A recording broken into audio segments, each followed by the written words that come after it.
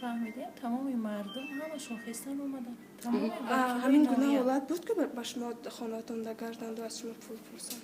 خیلی گپ نبود. نه که هر یک کس وظیفه داره که خونه خودش بهار شده تازه کنه. این یگان جای وایش نیست. نه اپا شما میگید که آسیا پلوس در همین موردی که یعنی پول جمع میکنن این خبر بر دروغ است. یعنی به چه دلیل شما میتوانید گفته که این خبر روزی ما فهمیدنی اومدیم به همین مقصد که ایره کی در اینجا آورده که ما بگم ما برای همه تحلیل کردن همین اومدیم که اینا کی آورده که همین خبره.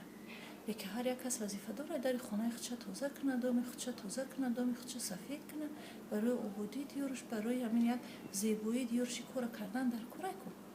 نه که مخصوصه که ایره برای مبلغ برای آمدن اینجا بیولوژی هم کدی سود یا نه مخصوصه که مبلغ برای و این گپا همش بر دروغه. بعد اپا یک چیز دیگر جالب که پایان یک باره یعنی همه جمع شدن. میتوانید گفته که این اصلا همه اونا ساکنان فیض آباد اگر هم ساکنان ناحیه فیض آباد.